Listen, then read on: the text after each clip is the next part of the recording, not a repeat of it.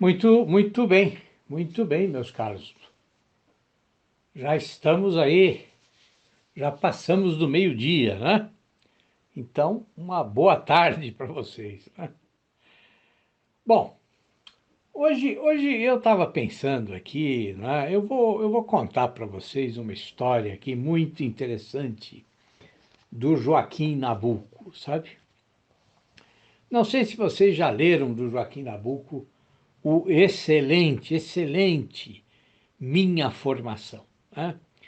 Bom, é um livro aí imprescindível, né? Não só para a gente entender um pouco melhor o Brasil, né? Mas principalmente para conhecer esse homem surpreendente, né? Quer dizer, um homem aí, um verdadeiro humanista, né? E um homem que soube empreender aí grandes lutas, né? Que lutou por grandes causas, mas que sempre manteve aí acordada a sua desconfiança em relação à política, né? Principalmente em relação à política no que ela tem aí de pequeno, de mesquinho, né? De troca de favores, de balcão de negócios. Bom, mas assim, o que eu quero contar para vocês hoje, né? Eu quero chamar a atenção de vocês principalmente para o capítulo 7 do Minha Formação, né? Nesse capítulo, o Nabucco ele vai recordar toda a sua formação literária, né, e filosófica, né? Uma formação, aliás, assim, bem variada, né? Exatamente como deve ser a formação de todo mundo, quer dizer, nunca ir se prendendo a uma única escola literária ou filosófica, né? Mas sempre procurando diversificar os estudos, né? E diversificar exatamente para não estreitar os horizontes, né? Bom, e o Nabucco relata também algumas curiosidades, sabe? Por exemplo, a facilidade extrema que ele tinha para escrever em francês, né? Uma facilidade tão grande, que fica claro para o leitor que, na verdade, a primeira língua do Nabucco era o francês, né? E não o português. Olha, acho que vocês estão ouvindo um barulhinho aí no fundo, sabe? Mas assim, não tem como evitar, né? Eu já contei para vocês aqui do meu vizinho que sofre aí de uma síndrome de, de, de como é que a gente poderia chamar, né? Quer dizer, ele é completamente incapaz de ficar quieto num canto lendo um livrinho, sabe? Então ele precisa estar sempre batendo em alguma coisa, lixando alguma coisa. Então, não tem jeito. Se eu for esperar ele parar de trabalhar para gravar, bom, eu tenho que gravar para vocês de madrugada, é o único jeito, né? Bom, mas vamos voltar aqui para o nosso Nabucco, né? Então eu dizia, né? Quer dizer, eu dizia que o Nabucco fala claramente, que a frase dele é uma tradução livre do francês, né?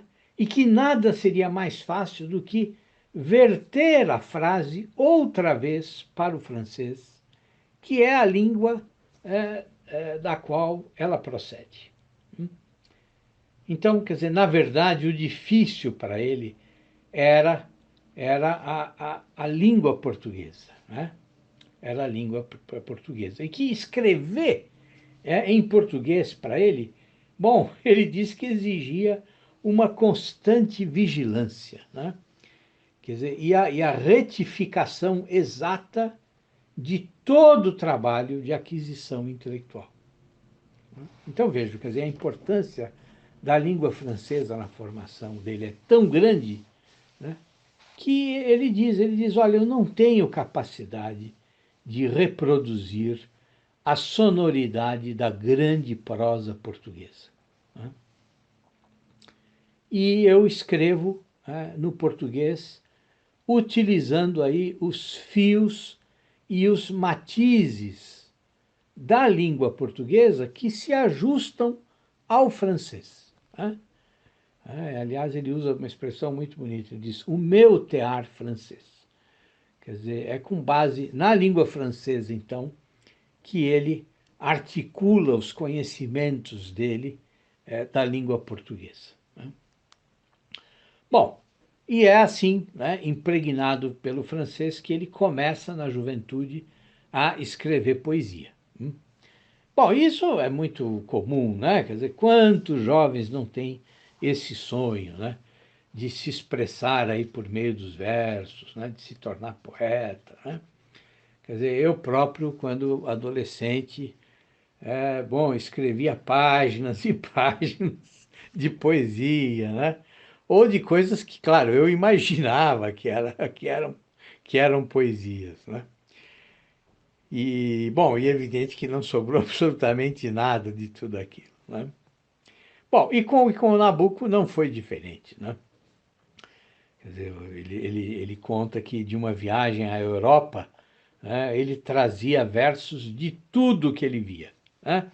Exatamente como os outros viajantes traziam aí pedras, traziam folhas de Hera, né, do Coliseu, de Pompeia, de Versalhes, né?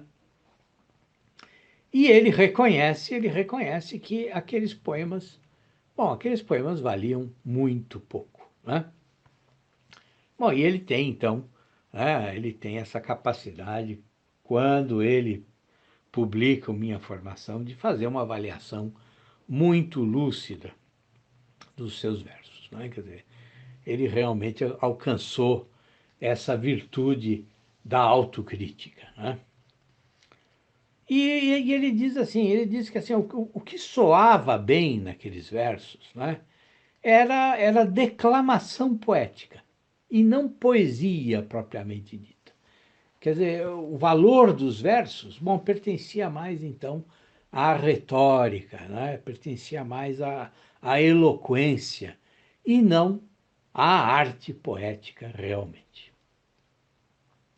Bom, e nesse período da juventude, o Nabucco sofre aí uma imensa influência do Ernest Renan, né, que foi um escritor, um filólogo, um historiador francês que teve aí imensa penetração na vida intelectual do século XIX, né? Um escritor polêmico, conhecido aí principalmente pelo antissemitismo dele, né? Um antissemitismo aí que a gente poderia chamar de estritamente especulativo, né? Mas que, é claro, quer dizer, sempre produz consequências aí nefastas, né? Em termos práticos, em termos políticos, né? E o Renan também ficou conhecido aí pela tremenda polêmica que ele criou com os seus estudos religiosos, né? Principalmente a interpretação que ele faz do Novo Testamento, em que ele trata Jesus aí como um anarquista, né? Mas assim, sem nenhuma divindade, né? Bom, e hoje o que restou do Renan, bom, é quase nada, né? Quer dizer, ele foi mais um propagador aí de ideias positivistas, né? E também aí de alguma coisa do idealismo alemão, né? Mas não sobrou mais nada, quer dizer, só aí sobrou talvez um pouco o estilo dele, né? Porque ele realmente escrevia muito bem em francês, né? Bom, mas a influência do Renan no século XIX, eu dizia, foi enorme, né? E o Nabucco reconhece que ele foi um renanista, né?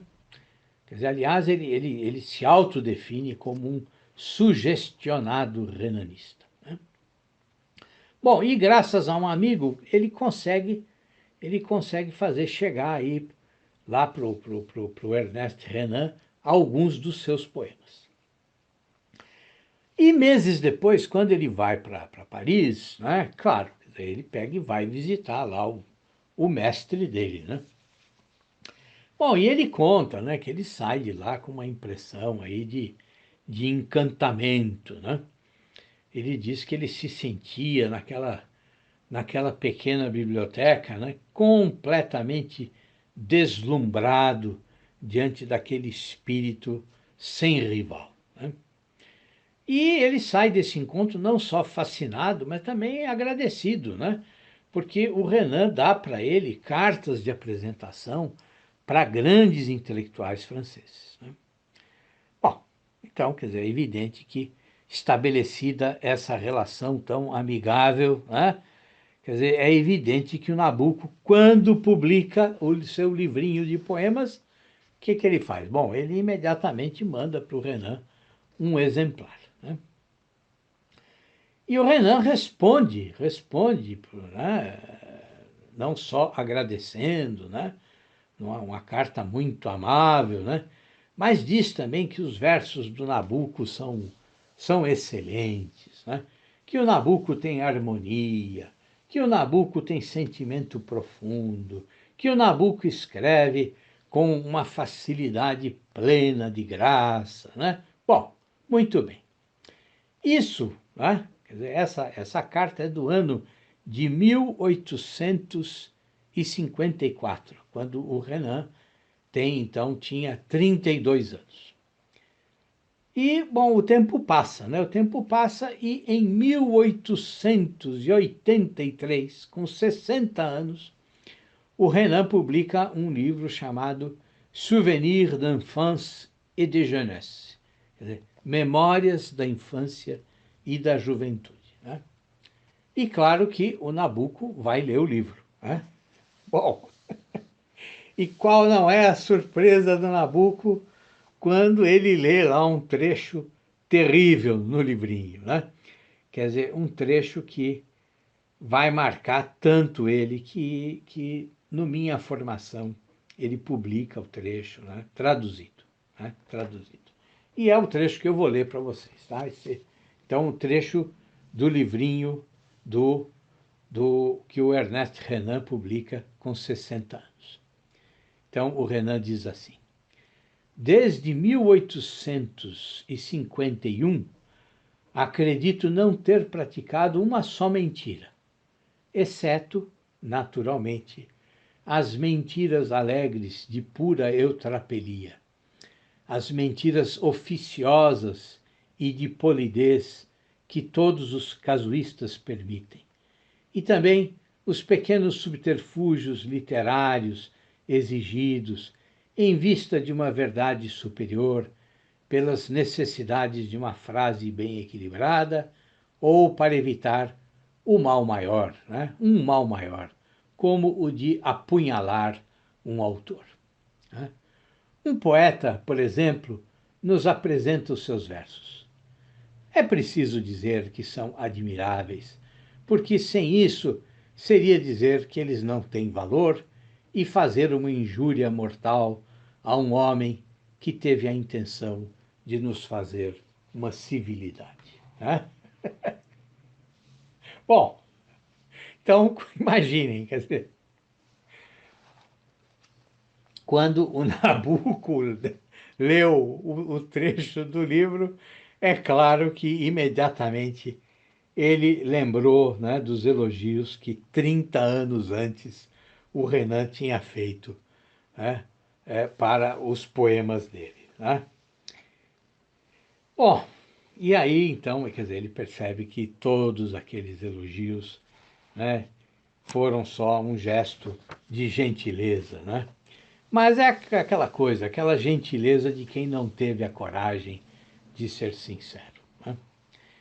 Bom, mas vejam só, quer dizer, vejam só que interessante, a história não termina aí, né? Quer dizer, o Nabucco, na mesma época, também tinha presenteado o crítico literário, né, Edmond Cherret, com o mesmo livrinho de poemas, né? Bom, e ele conta que, em oposição aos elogios aí desbragados do Renan, né, o comportamento do Cherret, né, realmente causou nele uma impressão inesquecível, né? Porque ele conta que o Cherret se manteve num silêncio frio, impenetrável, né? Mas foi, ao mesmo tempo, muito polido, muito atencioso e muito simpático com ele, né? Então vejam, quer dizer, o importante, né, o importante em toda essa história, né, é, é a lição que o Nabucco tira, né? Quer dizer, a lição de que nós não devemos aí ficar nos resignando ao sacrifício de uma suposta honra literária, né? Quer dizer, quem não se resignar, né, ao sacrifício da sua honra literária, né, não vai fazer progressos na literatura, né? Quer dizer, essa é a lição do Nabucco. Ou seja, o jovem escritor não deve ficar aí buscando os elogios fáceis, né? E se receber, bom, ele deve olhar para eles com extrema desconfiança, né? Quer dizer, não importa ter honra literária a qualquer preço, meus caros, né? Quer dizer, de que equivalem os elogios fáceis, né, do Renan, se eles não foram sinceros, né? Se eles foram só mentiras educadas, né? Não vale nada. Ou seja, é preferível ter o silêncio frio e impenetrável de um Edmond Charret do que a falsa simpatia do Renan. Tá certo? É isso, meus caros. Olha, um grande abraço para vocês e até amanhã, se Deus quiser.